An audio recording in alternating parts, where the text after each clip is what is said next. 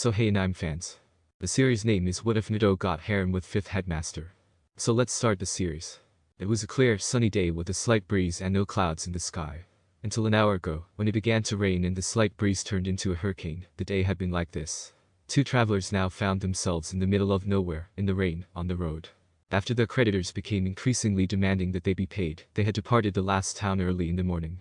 To be honest, only one of them was at fault. The younger dark-haired girl did nothing. Instead, her blonde master had been the one who continued to gamble and lose everything they owned, plus more. Fortunately, they came upon an inn a short distance down the road where they hoped to find refuge. They rushed in its direction and eventually made their way into the building to escape the wrath of the weather outside. The young woman smiled and said, "Welcome to our inn, would you like to have a room? It could be quite a while before it stops to rain." "Yes, thank you. Headmaster Assistant, can you bring our things there? I need to drink something." "Yes, 5th Headmaster Sama." The now-named 5th Headmaster went to have a drink and chat with the woman who greeted them, while the dark-haired girl, the Headmaster Assistant, went upstairs. She inquired, "So, does it rain around here?" The woman offered 5th Headmaster a saucer of sake and replied, "Not really, only in this season. Usually the rest of the year the weather is as good as fire countries." Just as she was ready to take a sip, she heard someone shouting, "No, Tun," from upstairs. The blonde woman turned just in time to watch the Headmaster Assistant and a small jacket-wearing pig dash out the door and into the rain. She hurried after them, cursing everything that came to mind. The code is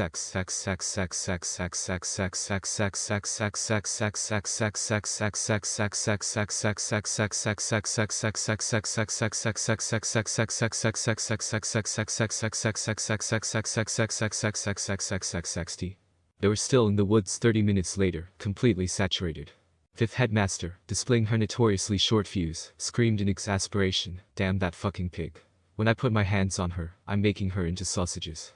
From a few steps away, the headmaster assistant yelled out to her mentor, 5th Headmaster Sama, "Here, come." "What? Have you found that little ingrate?" She was pointing at something as the blonde medic Nin arrived at her apprentice. She eventually saw Tun by looking in that direction, but she wasn't by herself. She was actually lying in a little boy's lap right now. The child was softly caressing the pig while seated beneath a tree. In addition, he was completely soaked, as if he had been there since the rain began. His eyes were hidden by his hair, which was held down by the water, and had a particularly dark golden hue that was almost orange. He was so little that the 5th Headmaster thought he was about 2 years old, which is definitely not a good age for him to be alone in the forest, much less in a storm. Slowly, the blonde Sanin came up to him and knelt before him. He continued to pat Tun in silence, showing no signs of noticing. "We were looking for this little pig, Tun. And you? What's your name? What are you doing out here?" she said, trying to be both quiet enough not to frighten him and loud enough to be heard over the sound of the rain. "Hello little one, my name's 5th Headmaster, and the dark-haired girl over there is Headmaster Assistant." The kid lifted his head and gave her a direct look. She would have fallen back, yelling in amazement, but only because of the 5th Headmaster's ninja talents. His gaze. Like her former teammate Orochimaru, they possessed black slitted pupils, and the iris was the reddest she had ever seen, redder even than the red eye power. Overall, they were eerie. They resembled a demon's eyes, but that notion ran counter to their owner's innocent and inquisitive look. After a while of staring at him, the 5th Headmaster was reminded by a thunderclap that they were in the middle of a storm in the woods. She shook her head when she saw Tun approaching the Headmaster Assistant, who embraced her and, on a whim, picked up the infant. "Come on, we can't stand out here all day."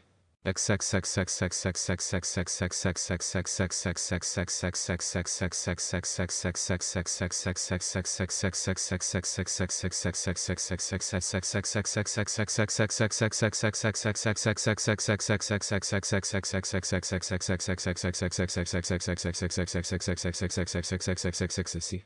didn't take long to return to the inn, but by the time they got there, it was late and everyone had gone to bed. A youngster, a pig, and 2 women went to their room. Before putting down the child she was holding, the 5th Headmaster headed straight to the bathroom and started filling the bathtub with hot water. Speaking of which, he was observing his surroundings with curiosity, albeit in a more restrained and subdued manner than one might anticipate from a 2-year-old. "Hey, kid," said the 5th Headmaster, "come here, you can't stay with your clothes wet like that, otherwise you'll catch a cold. What you need now is a nice hot bath. Trust me, I'm a medic, you know." The young boy merely gazed at her. And gazed. Without relocating. 5th Headmaster sighed and knelt in front of him. "Raise your arms." When he did that, the blonde Sanin successfully removed his gray shirt before assisting him in taking off his shorts and sandals. 5th Headmaster checked the temperature and switched off the water when they were done. She raised the youngster and placed him in the bathtub, satisfied. He shook his head, and 5th Headmaster grinned at him. See, it wasn't that hard, was it? He asked. Good. Headmaster Aston, can you put his clothes somewhere they can dry? Sure thing, Fifth Headmaster Sama. The young child was able to lay his hands on a sponge that had dropped in the bathtub and lift it over his head, while the dark-haired female was collecting the clothing on the floor. He was examining it with interest when he attempted to squeeze it, causing water to drip across his head. He immediately dropped it, sputtering and tossing his head in a bewildered and frightened manner. With the clothing in hand, the headmaster's assistant dashed into the adjacent room, struggling to contain her laughter. Even as he observed her sulking, the fifth headmaster couldn't help but laugh. She took it with some soap and said, "You had never seen a sponge before, had you? Now I'm going to show how it's used, okay?" She saw that he appeared to be in good health, with no scars or indications of malnourishment, as fifth headmaster was washing him. However, he did have what seemed to be 3 whisker-like birthmarks on each cheek. After she was done, she took the shampoo to wash his hair and returned the sponge to him. Even for a youngster, they were incredibly soft, and she mentally noted that he appeared to have a great time as she stroked them. After wrapping him in a towel, the slug Sanin brought him to the other room and forced him to sit on a bed. He actually started to jump to see how soft it was, so sadly, this wasn't such a fantastic idea. When the headmaster aide noticed that her sensei's left eye was twitching, she took the little lad by the waist and forced him to sit in her lap. For the first time, he met her gaze directly at that moment. His looks briefly startled the dark-haired girl, but her mentor's voice snapped her out of her reverie. "Alright kid, listen, for tonight it's better if you stay here, but tomorrow we'll bring you back to your home. Now, can you tell us exactly where it is?" The toddler tilted his head to the side and stared at her for a long time without responding. Then he shook his head slowly. "Maybe you can tell us your family name, there could be someone who knows your parents," the headmaster assistant said, scowling, and attempted a different approach. He shook his head and looked at the girl with the black hair. How could the fifth headmaster be so certain that no one knew his parents? He raised an eyebrow. Children his age typically believe that their parents are the best people in the world and that everyone knows them. Unless. You mean you don't live with your parents? Well, there must be someone who takes care of you. Once more he shook his head. So what? Have you always lived alone in the forest? Was the fifth headmaster's statement when she started to feel uneasy and exhausted. If she was lucky, it might not be too far from the truth. A nod. Oh, crap, was the same thought that both women had in the ensuing hush upon the revelation. The young youngster was given a diagnostic spirit art in less than a second after the blonde medic started making hand seals. How many issues might that kind of life have caused him? To her surprise, though, she was unable to identify anything that didn't belong. Aside from the sponge he was holding. She was a ninja, a blasted Sanin at that, and she hadn't seen him steal it. The fifth headmaster was shocked, knowing she had left that in the restroom. How? When did you take that? She asked. He just smiled at her, his eyes closed, one hand gripping his sponge firmly to his chest, the other stroking the back of his head. It seems you're one little tricky guy, aren't you? The headmaster assistant asked, grinning down at the child in her lap. He gave a forceful nod, then yawned a little and rubbed his eyes in the sweetest manner either woman had ever seen. The fifth headmaster said, "Enough talk for now. It's time to go to bed, we'll try to solve this mess tomorrow." The blonde woman grabbed up the red-eyed guy and put him in the bed with her without waiting for a replay. In an attempt to find warmth and security, she pulled the covers over them both and felt him nuzzle into her right before bed. The rain had not stopped by the morning following the arrival of the fifth headmaster and headmaster assistant at Whirlpool. At the moment, the two women were discussing the sleeping kid that was snuggled up on the lap of the fifth headmaster. "Yes, I've already told you, I'm sure. I don't know how it is possible, but he's the healthiest child his age I've ever seen."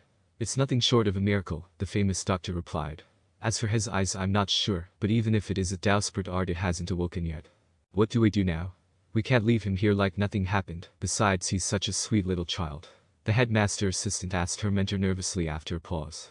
With a sigh, she turned to face the young boy and said, "Fine. We'll take him with us, for now." She had been staring at the blonde Sanin for a minute. She shouted the final 2 sentences while frowning at a smiling headmaster assistant who had gone to retrieve the child's now dried clothing when they discovered him. Whatever she said, she could see by the expression in her sensei's eyes that she already cared about the young child. The complaint concerning stupid students with an all-knowing attitude was made by the fifth headmaster. But before she could finish her tirade, the youngster in her lap stirred and yawned. He looked around, a little confused, and then he looked up at her, smiling. He pushed his head on her hand as she stroked his hair and grinned back. "I think it's time for breakfast, what do you say? Are you hungry?" When fifth headmaster restrained him, the boy nodded and started to leave. She arched an eyebrow at him as he turned to face her, leaning his head to the side in what she began to recognize as a habit. "You didn't think to go to have breakfast naked, did you?" He looked at her bewildered, as if he couldn't figure out what was wrong. "What have I got myself into?" the fifth headmaster said, pinching the bridge of her nose. Fortunately, the headmaster assistant chose that time to return with his clothes. However, when she assisted the young kid in putting them on, fifth headmaster couldn't help but wonder how in the world he was wearing them in the first place, given that it was obvious he didn't know how to do it. The three of them sat down at a table for the most significant meal of the day a few minutes later. The fifth headmaster was attempting to occupy their young man, as the headmaster's assistant got a piece of bread and started spreading stuff on it. He wasn't very noisy, quite the opposite, but he had a knack for grabbing things, and she still had to accept the reality that he was holding the sponge in his hands. After all, if the first kid you meet can take anything right under your nose, what good is it to spend years training ninja? Fifth headmaster sighed and dug through her luggage until she discovered something useful.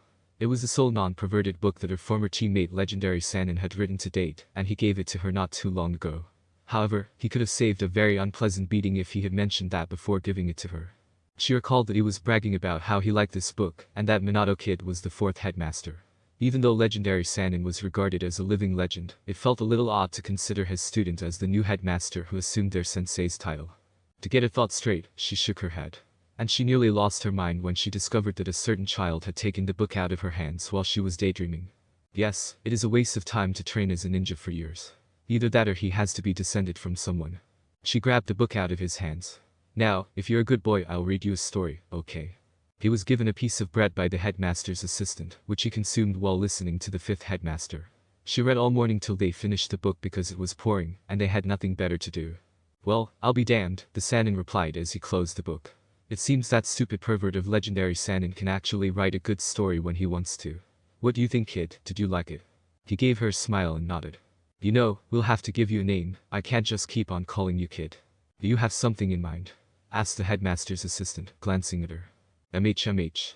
Naruto, like the main character of the story. Besides, it means maelstrom, and I think it's fitting in a way. It's also an ingredient of ramen. Isn't it a little too original? The fifth headmaster scowled at her dark-haired pupil, saying, there's nothing wrong with it. The only other option is. She gestured to his sponge and said, SpongeBob. But oh then. What about a clan name? I know he doesn't have one, but the headmaster assistant swore. I have already thought about that, but we'll have to wait for Legendary Sanin to show his face again. No way in hell I'm going back in that fucking village to sign the required papers. The headmaster's assistant sighed. Fifth headmaster Sama, I don't think you should use that language when there's a small child around. And what papers are you talking about? The brunette gasped, you're really too tense, headmaster assistant, you should relax some more. There's a young man at the bar that had been staring at you for a couple of hours now, he's not bad looking. I suggest you to get laid, it can do wonders for. Fifth headmaster Sama. The headmaster aide suddenly sprang to his feet, his face flushed. The fact that her sensei had just stated that, especially in front of a 2-year-old, made her feel ashamed and homicidal. That's what I was referring to, way too tense. Can we please speak about something else? And where is Naruto-chan? The fifth headmaster prodded the small kid hiding in her jacket, in response to her query, saying, I think you scared him. The rain continued for 3 more days before the 2 medics, 1 pig, and 1 child were able to leave the inn. After the headmaster assistant made it apparent that she had no interest in bed activities, and threatened the braver guys who approached her with that goal with castration, their stay was pretty boring. Regretfully, fifth headmaster had the opportunity to introduce Naruto to the game of poker, while she was addressing that matter. The tiny bastard appeared to have even more incredible luck, and he learned incredibly quickly. The fifth headmaster believed he was somehow robbing her of her share of luck. However, despite being upset that he was learning to bet, the headmaster's assistant seemed to think it was hilarious. In any case, they had reached a large village after a brief journey, and were now searching for a store to get some new clothing for Naruto. Ever since they left the inn, he had slept with his head on her shoulder while being carried in the arms of the fifth headmaster. They wandered about a little before finding what appeared to be an excellent one and entering. The cashier welcomed them inside and began to complain about everything he owned. However, the fifth headmaster disregarded him and woke him up by placing Naruto down on his feet. He rubbed his eyes and peered around with curiosity, but the blonde Sanin chose to try to explain their purpose to him before he could start exploring. Naruto-chan, listen, you and headmaster assistant are going to pick up your new clothes. Choose what you like and don't steal anything, okay? If you're a good boy, I'll give you a gift. As the fifth headmaster turned to face the clerk who had never stopped talking, the red-eyed boy nodded and let the headmaster assistant to take his hand and lead him through the shelves. The Sanin was not really pleased by the fact that he was giving her his back, while discussing what would be appropriate for such beautiful women. Hey boy, stop your useless babbling for a second. Do you have goggles? Of course, the best you'll ever see. Here they are. Let me show you, these are. Yeah, I know. As she tried not to punch that rambling idiot through the wall, the fifth headmaster glanced at them. Even though it was foolish, she knew that many others would be afraid of Naruto because of his crimson-slitted eyes. She had also observed that those who had made eye contact with him backed away in astonishment and terror. This led her to search for goggles. She saw what she needed all of a sudden. The ones that Minato's student Obito, a Chihabrat, used to wear were comparable, although they were black to conceal the eyes. Inquiring about the young, blonde headmaster, she took them up. She recalled him as a bright, clever, and rather idealistic young man. He knew that wearing that title was like wearing a bullseye, didn't he? However, that started when he created the Hiraishin. She frowned and thought, and I too had been marked when I became a Sannin. I'll have to make sure Naru-chan can defend himself in case someone with no common sense decides to challenge me publicly. Someone tugged her jacket, waking her from her reverie. Fifth headmaster noticed Naruto, dressed in a bright red t-shirt and black shorts, looking down. She gave him a smile. You look good, Naru-chan. But have you been good as well? The boy tilted his head to the side, looking at the headmaster's assistant. When she smiled and nodded, he turned expectantly to the fifth headmaster. She gave him his new goggles while chuckling softly. Without wasting any time, he slipped them on and then looked around to see how he perceived things while wearing them. Then, to test the elastic nature of the band holding them in place, he tugged them away a little. But he released them before either woman could warn him, and they returned with enough force to knock him to his butt. The fifth headmaster laughed and shook her head, while the headmaster's assistant suppressed a laugh. The blonde then bent over and assisted him in standing up. Are you hurt? Half ashamed, half irritated that they thought it was hilarious, Naruto simply pouted without responding. The fifth headmaster removed his goggles, kissed his eyes, and replaced them. She asked, ruffling his hair, better. He looked sideways and chewed his bottom lip as he nodded and shuffled his feet. His odd behavior caused the blonde Sannin to raise an eyebrow. What's the matter? Do you want a hug? When he nodded once again, she couldn't help but smile and gave him a bone-crushing hug. Later that evening, the fifth headmaster gave the headmaster's assistant instructions to inform everyone that she needed to meet legendary Sannin, a former teammate. Her sole response to the dark-haired girl's question about if it was for the paper she discussed was that she would make a lovely couple with another chatterbox like that rambling clerk. It was clear that she would have to wait for a response. So, what can you say me about him? MMHH, not much. He seems to have joined a group, you know, one in which they all wear the same thing.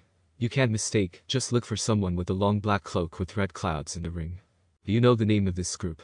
Asked the tall, white-haired man who spoke initially, after nodding. No, just that they're not someone to mess with. It doesn't matter, thanks. The white-haired man got up and left some cash on the bar's table for the information and beverages. The establishment was gloomy. If individuals could avoid it, they wouldn't spend their time or money there, but you might get a lot of information by purchasing a drink for someone. The tall guy was well aware of this, and over the past few years, he had taken care to make as many friends as he could with the locals. As a result, he now possessed one of the most effective spy networks among all the elemental nations. As he started to go, the other man said, You know, I've also heard something about your other teammate, and it isn't about her gambling. This was novel.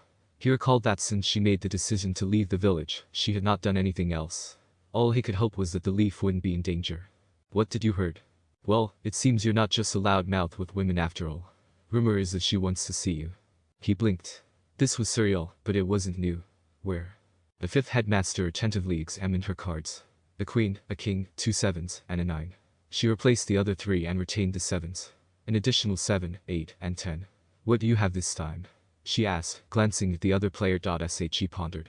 So, what do you say, Gaki? She smirked as she displayed her cards.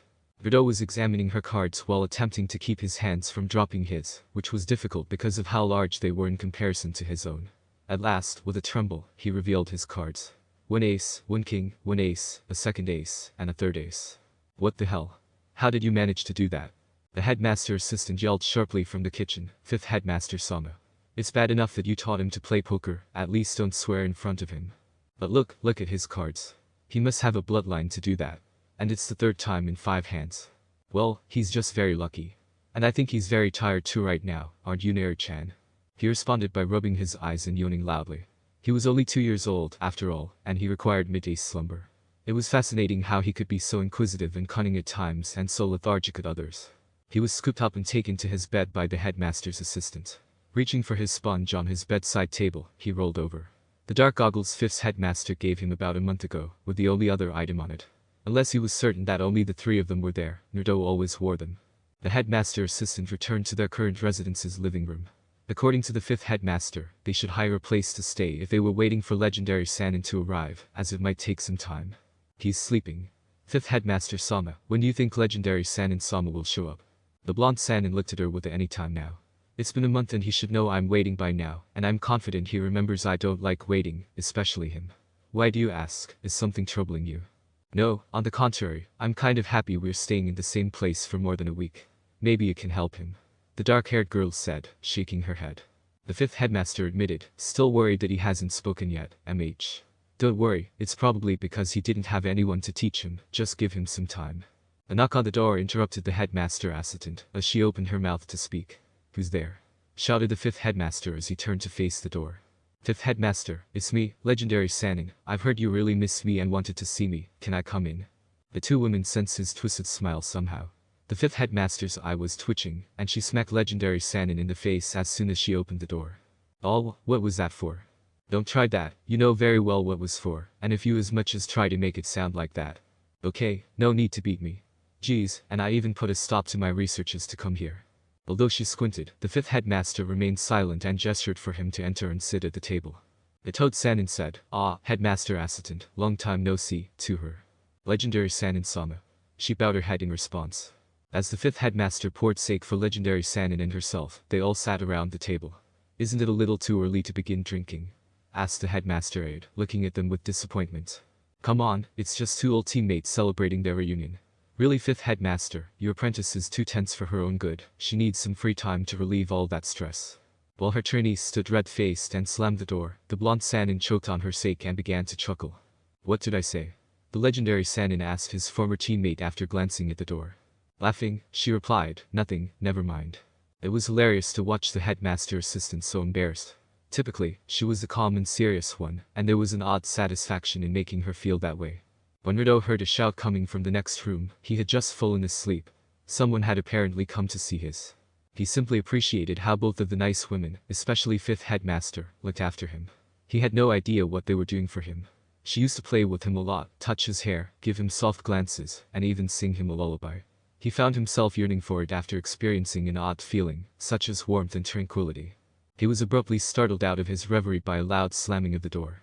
He left his sponge behind and put on his goggles, determined to see what was happening. You can squeeze it all day and it will always return the same manner, which is why he adored it. He sneaked into the other room and moved stealthily to the door. He noticed a man with white hair chatting and drinking with the fifth headmaster. It turned out that the headmaster's assistant had departed earlier. Naruto, what's up? Did we wake you? The fifth headmaster called him, smiling as he observed him eyeing the unidentified individual. Legendary Sanin almost fell out of his chair as he looked at the person she was speaking to. When she asked him the question, he proceeded to sit on the fifth headmaster's knee and nodded, still staring at the youngster with white eyes. Nari-chan, this man with his mouth opened, and the stupid expression is my old friend legendary Sanin. We were in the same ninja team as kids. Pervert, this is Naruto, and I would close my mouth if I were you. You going to eat a fly if you stay like that any longer. Boo, but how, when, who? Said the pervert, who appeared to have heard nothing, as she gazed at the blonde physician with the most shocked expression she had ever seen.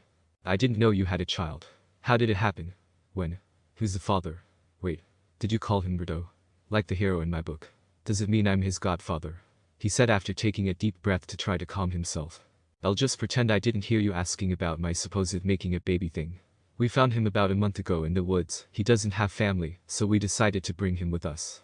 However, yes, I named him after your book, so you can be his godfather if you want. Do you plan to train him as a ninja?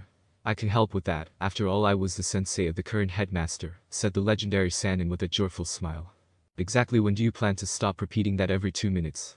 Anyway, let's get down to business. I want you to bring me some documents from Hyde Ninja Village. At that, legendary Sanin rose up for attention. He could not comprehend what documents she was referring to, but he understood why she didn't want to visit there herself. I want you to bring me an adoption form. With wide eyes, the toad Sanin gazed at her. When the shock finally subsided, which took 5 whole minutes, he let out a sigh. He had to tell it even though he knew she would most likely murder him for it. I don't think it's a good idea. What do you? Listen, fifth headmaster, I'm not saying not to adopt him, on the contrary, and I'm really happy for you, but you'll put him in danger. Before coming here I was gathering info about Orochimaru. He joined an organization of some sort. What does it have to do with this? I'm getting there. Let's say that one member gets hurt and they need the best medic to cure him. Our dear ex-teammate, who I must admit has still some spies even in our village, can simply come for you and use him as a hostage. And this can be applied to any other hidden village as well. You know that adopting him, effectively making him the sole heir of one of the most famous ninja clan, won't be a silent affair. This wouldn't be a problem if he were inside the village, where he would be safe, but if you're traveling through the elemental countries. Fifth headmaster sighed and turned away, saying, I know, but I can't come back, legendary Sanin, I just can't. But it would be the best thing for him. Do you really want him to grow up like a wanderer without a chance to have a home or friends? He's too young for that kind of life. If you want to adopt him, you should start looking out for his future and let go of the past. The fifth headmaster continued to avoid his gaze while biting her lip. She was aware of his correctness, yet. You can always wait some years before coming back and adopt him officially, or maybe you can take residence in your grandfather's cottage. It's in the forest, so you would be in the village without really seeing it. That was a smart move. Her perverse teammate was capable of thinking when he felt like it. You know, I think I'll do it. Just not now, give me some time. And when she saw what she didn't want to see, she halted in the middle of her statement and let go of her desire to kill. Rudo stopped listening to their chat halfway through since he found it dull. Instead, he moved discreetly behind this legendary Sanin person after sliding down from the fifth headmaster's seat. When he entered their home, he set down a big scroll, and Rudo also saw some papers with sketches and notes on them. Without telling him, he snatched them and started going through them. He was unable to read the notes, but he had no trouble recognizing the pictures. They were of nude women. However, a few minutes later, fifth headmaster's growing murderous intent put an end to his interest. Jiraiya, keep that trash away from a child's reach. Hey, it's not my fault. And how the hell did you manage to sneak up on me, kid? The fifth headmaster slapped him over the head and chastised him, saying, don't swear in front of him, idiot. As he removed his papers from the man's clutches, Naruto cocked his head and gazed at him through his goggles. Legendary Sanin, however, dropped further papers in his hurry, this time the ones he used for seals and a handful that were utilized to analyze core energy affinities. Naruto reached for one of those, but it caught fire the moment he touched it. You moron. What damn things are you carrying around, a fucking child? The famous Sanin spit out, so much for not swearing. But he was thinking about the ashes that served as a paper for core energy affinities and little Naruto, who was now securely in the fifth headmaster's arms. Fifth headmaster, you haven't taught him to channel his core energy yet, have you? Of course not, it's not at the top of my list of things I want him to learn eventually. Then he must have a bloodline, there's no other explanation for him manifesting an affinity so strong so early. I mean, to have that kind of reaction without even channeling core energy. It's unheard of. The fifth headmaster gave him a strange look and then sighed. We had a suspicion. Naru-chan, why don't you show your eyes to your godfather? Don't worry, he won't freak out like that lady we met last week. After a brief moment of hesitation, he removed his black goggles, left them dangling around his neck, and met the Toad Sanin's eyes directly. He simply grinned at him, not surprised by his slitted crimson eyes, having been partly forewarned by the fifth headmaster's remarks. What about checking your core energy more closely, Gaki? He started working right away without waiting for a response. Legendary Sanin went through 5 hand seals a few minutes later, and the black inky symbols he had previously drawn flashed brightly beneath his palm. Under his hands, the symbols all writhed and abruptly took on a new form. All that remained in the end was a tiny circle with kanji surrounding it that represented the 5 elements: fire, water, wind, lightning, and earth. Now kid, this seal essentially works the same way of the paper you touched before. The main difference is that, while that burned too violently for us to see if you have a second affinity, this seal will tell us exactly how your core energy is with regard to every element. Now come here and give me your hand, I'll make you pour some core energy into this. Then, using a technique fifth headmaster had performed on him when they were genin, legendary Sanin grabbed his hand and had the child release some of his core energy by striking some pressure points on his arms. The point is that he mastered the technique after a few months of having a numb arm, even if it's more like she used him as a practice dummy, until she got that correct. Fifth headmaster and Jiraiya were looking on in shock. 5 black lines, each representing an element, extended from Rudo's small hand, which was pressed in the center of the circular seal, towards the kanji. The meaning of those lines, however, was what had astounded the 2 Sanin. The one pointing to fire went well beyond its kanji, which began to glow red, while the 4 pointing to wind, earth, lightning, and water stopped just below their kanji, suggesting an affinity for those elements. Jiraiya, are you sure you haven't messed up? No? I'll be damned, I thought that only a Rinnegan wielder could have an affinity for all the elements. The 5th headmaster worriedly questioned, what about the fire? I've never even heard of something like that happening. Neither I did. It must be the strongest affinity ever that has ever existed, if we can call it such. It's probably more like he has control over that element on a level that shouldn't be humanly possible. What do you mean with control over that element? With a contemplative look, the Toad Sanin paused before responding. Well, it's just a theory, but if I'm right. Here's a simple test. With 5th headmaster carrying Rudo, Jiraiya got up and started searching through his backpack. At last, he located a match and struck it. The 5th headmaster was beginning to question why he needed a match, and was beginning to lose it.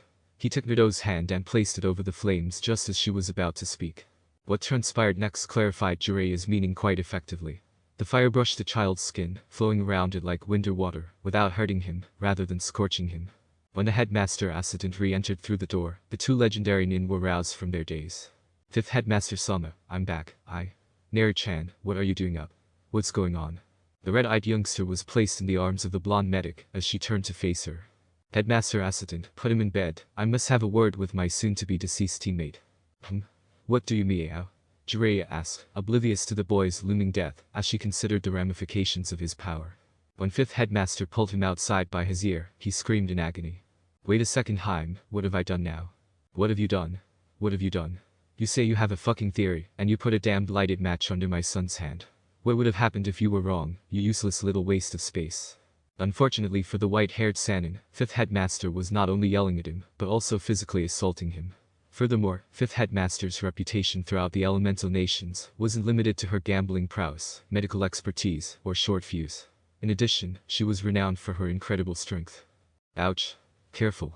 I know, no need to worry, Jiraiya-sama. While tending to his wounds, the headmaster assistant responded. In addition to his many bruises and fractures, the Toad Sannin had a fractured nose that had essentially saved his life. In truth, the blood from fifth headmaster's fist had prevented her from killing him in her state of righteous motherly rage, as soon as it had made contact with his face. But prior to that, she had had enough time to inflict enough harm that, according to the headmaster assistant's diagnosis, her former partner would be bedridden for the next few days to a week.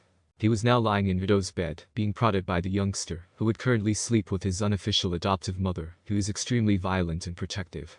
The worst thing was that he was very insensitive, but Jiraiya decided against telling him to stop when she noticed a certain blonde monster observing them from the threshold, disguised to look like a gorgeous woman. Even though his new Godson's questioning smile and sideways tilted head made him look adorable, Jiraiya started to feel like a rat lap under his eyes. However, the women would most likely swarm him with attention if he could bring this tiny chibi to the hot spring. Jiraiya, stop looking at him like that, you see Murachimare. Wah, it's not that. I was just thinking of bringing him with me at the onsen and… Oh crap, no wait. But the charming smile that promised anguish like he had never experienced, the fifth headmaster questioned, you do have a death wish, don't you little pervert? Fortunately, the headmaster's assistant chose to divert her master's attention from murdering someone she had just repaired. Suo, you want to adopt our little thief fifth headmaster Sama. Those were the papers you wanted, MH. The dark-haired girl, in the meantime, caught the young thief and took back the hermit's right sandal, some of Jiraiya's documents, a needle, a couple of bottles, bandages, and medications. Everything that had inexplicably ended up in his pockets. Without glancing at her, the fifth headmaster replied, well, why not? He needs a family and we're already taking care of him. It wouldn't be so much different from how things are now. Neither Jiraiya nor the headmaster's assistant could comprehend her refusal to publicly express her devotion for the little fellow. She likely believed that doing so would have resulted in another unfortunate event. And when you'll bring him to the village he can become a great ninja. After all, with his bloodline, Jiraiya added his thoughts. What are you talking about, pervert? Who said I'm coming back? How can you be sure he has a bloodline? He said you'll come back, don't you remember? Just before he stole my precious research you agreed to come back and stay in the Shodame's cottage. The assistant to the headmaster turned to face them and said, really? That's wonderful, fifth headmaster Sama. Something nonsensical was mumbled by the great medic. And he must have a bloodline limit, it isn't natural to have all the affinities and that thing with fire. Jiraiya went on to say, probably his eyes are like they are because of that, and his whiskers marks on his cheeks are part of that too. And his talent for stealing. Headmaster assistant, is it me or it's the third time you've gotten back that sandal? The headmaster assistant halted while holding the item, and it was the third time she had done so. You're not stealing this as soon as I put it back in its place, are you? She asked, giving Naruto a faint look. The toddler nodded joyfully and smiled broadly. The other two adults snickered as the headmaster assistant's eye began to twitch. After saying, it's like this, MH. You know, this means war. The headmaster's assistant started tickling him, causing him to roll about on the ground in laughter. It was the first time they had heard his voice, and it was as pure and joyous as a waterfall, making fifth headmaster beam adoringly. However, the headmaster's assistant was enjoying her victory over him, saying, "Aw, he's ticklish. Come on, give headmaster assistant Nichin what you've stolen or I'm not letting you go." The pleasant display made Jiraiya smile as well, and he began to formulate another notion. Though unlikely, it would account for his bloodline characteristics, and the reason he was by himself in the forest. But as he couldn't bear to spoil the joyful and serene moment, he decided to discuss it with fifth headmaster later, while Naruto was asleep. Jiraiya recovered completely in 5 days and began packing to return to his company. With the fifth headmaster close by, he knew better than to use the word research. He would depart at sunrise the following day, but it was now night. The child had gone to bed early, so he had already bid Naruto farewell. However, this also meant that he had to discuss it with the fifth headmaster right now. Fifth headmaster, I was thinking about Naruto's bloodline limit. What about it? Maybe it isn't a bloodline. I know that I said it must be, but there could be another reason, one that would explain his multiple core energy nature, his features, eyes and whiskers marks, and why you found him in forest alone. He hesitated because he wasn't sure what he was thinking. When it became evident that he would not speak further on his own, the fifth headmaster chose to gently encourage him, saying, "Come on, let's hear your great intuition." With a deep breath, Jiraiya said, he could be a Jinchuriki, and met her eyes directly. The fifth headmaster appeared concerned about his remarks, but not about her beloved child being infected with one of the 9 Biju. Her muscles stiffened as she gave her former teammate a suspicious look. "What if he is?" she said. "Please, fifth headmaster, do you really think so little of me? I am a seal master, and I can see perfectly well that he's just a child. I feel insulted, I thought you knew me better than this." Relaxing, she said, "Right, sorry. The only way to know for sure is if you would let me look at him for a seal. This way I can even fix it if it needs to be, or Minato." "No? If you find a seal on him you will fix it. And even if there isn't one you're not going to say anything to anyone about him. We agreed that we'll come back to the village when he's 6 to attend the academy, but until then I don't want anyone to know about him. Those old fools on the council putting pressure on me or him are the last thing we need. I understand, but I'm sure that Minato would help you. He doesn't like them too much himself after all." Jiraiya, not a word to anyone. It's either like this or you'll never see nor heard of us ever again. Please, do it for me, it's all I ask. Her eyes were watering, and the Toad Sannin recognized with horror that she was pleading with him. "I've already lost the Waki and Dan, I lost my Itato and the man I loved, I can't lose my son too, I just can't." He gave her an unreserved hug in a rare display of tenderness. "Okay. If it's so important for you I won't say a word. Now let's go to see if there's a seal or not. Just try to not wake him." The elemental nations were in disarray. Depending on your perspective, the gossip that spread between them was either awful or fantastic. Feared for Stausberdard, the Red Eye Power, Itachi Uchiha, the prodigy and heir of the Uchiha clan, destroyed his whole kin in a single night. Itachi's younger brother, his Naruto pal Uchiha, was the only one who survived. After meeting the Fire Daimyo in the capital, the headmaster of Yondaime, the Yellow Flash of Hyde Ninja Hamlet, was compelled to return to his hamlet. He appeared to have traveled the 3 days from the capital to Hyde Ninja Village in less than 8 hours. Some of the other nations were reminded that the Leaf Ninjas should not be undervalued, even if they lost one of their strongest clans. In actuality, though, the Hyde Ninja community was weakened. A reluctant fifth headmaster was compelled to pack her belongings and return to her natal town as a result of that, and an insistent legendary Sannin that made her think of her promise. Budo, who is now 6 years old, seems to be quite happy. It was fantastic to see a difference from his lethargic and laid-back demeanor, but the last time he had been like this was when legendary Sannin had the brilliant idea to offer him a sweet with a high sugar content. Personally, I wasn't sure what to do with him. All in order to get him to swear that he wouldn't tell her that he had taken him to the onsen. The onsen's female section. He even stole legendary Sannin's pants that day, leaving him in his boxers in the middle of the street when he didn't realize it until a woman slapped him and yelled. They all agreed that it was prohibited to give him sweets, but none had been able to figure out how he accomplished that. In addition to following the sugar rule, Naruto had developed into a skilled ninja in training. He still had a propensity to utilize a lot of core energy to make up for his lack of control with raw force, but fifth headmaster wouldn't have that. It took him a long time and a lot of patience to learn how to regulate it. She exerted every effort and eventually succeeded in teaching him how to regulate his inner energy. He proved to be as theoretically knowledgeable as the sponge he still carried around. The 2 women couldn't bring themselves to take it away from him, even though they both knew it was absurd. But there were those who had advanced besides Naruto. Eliminating her phobia of blood was a significant improvement for the fifth headmaster herself. They had been attacked by a bunch of missing nin 2 years before. His so-called companions chopped off his head after defeating one of them, claiming he was a weakling. One of the missing nin only needed to glance at Naruto to say, "Don't worry little boy, I'm sure we won't have to kill you too, someone would certainly buy you." The fifth headmaster had frozen at the bloody show. Oddly, he was only concerned about his mother's shaking and not really afraid even at that time. He was unaware that it was now out of wrath rather than blood. "Mom," was the first thing he uttered after turning to face her. Her heart melted as she heard it. She also showed why people didn't interfere with one of the Densetsu no Sannin, and her hemophobia vanished entirely at that point. At least intelligent folks. A toddler, a pig, and 2 women were approaching the main gate of Hyde Ninja Village. "Naruto," said the fifth headmaster abruptly, "put on your goggles." He followed instructions, keeping his eyes out of sight. The slug Sanin didn't want anyone to discover his bloodline restriction or believe he had a Dausprad art. Despite the fact that Hyde Ninja Village did not like Kiri, quite the opposite. In fact, she refused to risk the other clans using him as a tool in their infernal political games. When they arrived at the gate, her thoughts were cut short. She saw Naruto peering at a nearby tree, while two ninjas in training checked people's passes and documents. And sure enough, she saw the ninja concealed there as well. Given the village's weaker status with the loss of the entire police force, the Uchiha informed the police, it would have been unwise to not increase protection. She wasn't overly shocked that her little son had spotted him because she and the headmaster's assistant had observed that he was constantly aware of his surroundings, and that his stealth was likely on par with or perhaps superior to that of a ninja. His senses were also more acute than usual. They weren't quite sure, though, how much sharper. The fifth headmaster brushed Naruto's hair, which he still liked every time she did, and said, "Naru-chan, I've told you it's rude to stare. Leave that poor ninja in the tree alone, loud enough for the ninja and the ninja training to hear." The chief master assistant groaned and smacked her forehead. Why did Naruto-sensei take a cue from her prankster personality? But before the leaf nin could respond, a fresh voice said, "Fifth headmaster, you've been here less than a minute, and you're already trying to cause problems. I would have expected that from Naruto, not you." The voice came from just inside the gate. With a sigh of relief, the headmaster assistant would have given the Toad Sanin a hug, as she had no idea what the pervert would try. Being in trouble with the ninja was the last thing she wanted. "Legendary Sanin Sama," said the ninja instructor. The ninja remained where he was on the tree, nodding his head. "Shut up, moron. Are you here to accompany us to the headmaster tower?"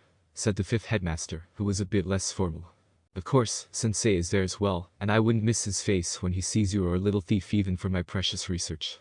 The white-haired ninja failed to see the sarcasm in fifth headmaster's reply. "I'm honored. You should.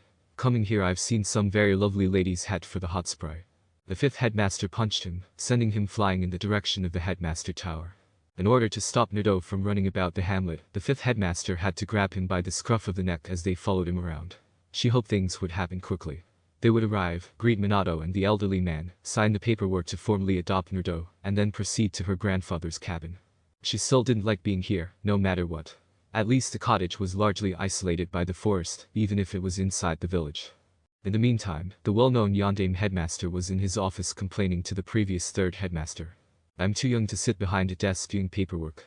The third headmaster teased, "I'm sorry kid, but I was too old to do that," which only made his successor chuckle and give him a faint scowl. The blonde headmaster breathed a sigh of relief. "At least we're getting over the Uchiha's loss. Although I must admit I'm worried about young Naruto friend's mental health." And even Kakashi was depressed. "You know, I think this reminds him of when Obito died. Hopefully Rin will be able to help him." "MHM," said the third headmaster, nodding as he lit his pipe, causing Minato to frown. But before he could chastise the senior commander, he sensed a fast-moving figure approaching his office. His sensei entered through the window a few seconds later and destroyed it. "Now, why didn't that happen when I was doing paperwork?" the third headmaster asked, his eyes wide as he observed this. "Sensei, what happened? Are you alright?" the blonde-headed master asked, ignoring him. "Ahu. Damned woman, there was no need to be so violent." The elderly Sandaime smiled nostalgically as he said, "You know legendary Sanin-kun, it's been ages since something like this happened. Last time it was fifth headmaster Chan's punch that sent you flying through a wall." Minato stared at him in confusion. The voice on the threshold remarked, "Of course, that idiot asked me if I wanted to have dinner with him at his place, adding that I could stay and spend the night." A young-looking blonde woman and a dark-haired girl holding a small pig were visible at the door when the headmaster, both old and new, turned to face it. "So fifth headmaster Chan?" the third headmaster asked, staring at her in shock. "Is it you? My god, you haven't aged at all. But what are you doing here? I thought you said you would have never come back." "I changed my mind." "Well, kind of. I'm going to stay in my grandfather's old cottage, that way I won't necessarily have to see this village all that much." Minato was glancing at the other female during this time, since he was positive he had seen her previously. She grinned at him upon realizing this and said, I mean Headmaster Sama, it's good to see you again." "Headmaster Assistant. Wow, I haven't seen you since we were just kids, trying to find ways to get legendary Sanin beaten by 5th Headmaster. Well, it was more like me doing that, and you trying to convince me it was a bad idea. Damn it you all, why can't you keep those fucking smut orange books hidden?" And NRDO put down that pipe. Bellowed a blonde medic, interrupting their conversation. Just then, Minato and the third headmaster observed a 6-year-old child sitting on the headmaster's desk, holding the hat, the pipe, and an orange book that everyone would undoubtedly deny belonged to him. He had 3 whisker-like markings on each cheek and short, spiky orange hair. He wore orange leggings, black ninja sandals, an orange sleeveless jacket with a black t-shirt underneath, and white wristbands, and dark goggles to conceal his eyes. It was still amazing that neither headmaster had noticed him up until this point, even though they were both preoccupied. The third headmaster, in particular, was unable to comprehend that he had his pipe. He had been certain that it must have been in his mouth when he took it. But the shock of his next two words was much greater. Hi, Ka-san. Legendary Sanon's day was made by the expression on the face of the third headmaster, as the fifth headmaster sat down, and her kids stayed on her lap. This was certainly unexpected. I'm really happy for you, fifth headmaster Chan. I take it you're back to raise your son in the village. He said with a bright smile as he regained his composure. First things first, sensei. I'm here to sign the proper documents to officially adopt him, then yes, he'll grow up as a Hyde Ninja Village ninja. With regret, the yondaime said, what? More paperwork. Shut up and find those documents, brat. Didn't that idiot of legendary Sanon teach you anything? If you're talking about that do what a woman says without questions thing, then I'm sorry, never learned that well, he replied while grinning. Naruto interrupts the two and asks inquisitively, are you Kaifu's student? An. Bien. Kaifu godfather. Kaifu? Who? Ah, Naruto, now I remember. You named him after sensei's book, right, fifth headmaster-san? Yes, now would you please find those papers? As she signed the necessary paperwork, the blonde headmaster reminded her of another thing. You do realize that, since you're adopting him into one of the major clan of the village, the council will want to meet you two sooner or later, don't you? Then said, sure thing, here they are. Sigh, yes I know, I actually hope you could help me with that. I really don't want them trying to manipulate him. Sure, if you want I'll keep my mouth shut. But in the end it won't change anything. They'll see you in a month, when he enters the academy. Oh well, for now you can go and settle down. I'm happy you're back in the village, fifth headmaster-san, headmaster Asatan-chan. And it was nice to know you, Naruto-kun. After giving him a quick look, the fifth headmaster said, you know, it seems you're getting on all right with sensei's old job. Yeah, he's the best successor I could have picked. The third headmaster responded, he manages to keep everything under control, even after the Uchihas massacre. In a moan, the youthful headmaster said, that was my most stressful week. Ever. When Naruto's prankster side rubbed off her, the fifth headmaster asked, really? With a slight smile. Then as a medic can I suggest you, like I did to Headmaster Asatan, to MMMPH. It's been great to see you again Headmaster Sama, third Headmaster Sama. Bye-bye, she said, interrupted by her red-faced student, who covered her mouth and pulled her outside. The men's faces were bewildered as they saw the odd spectacle. I think I missed something. Minato said, scratching the back of his neck after a minute.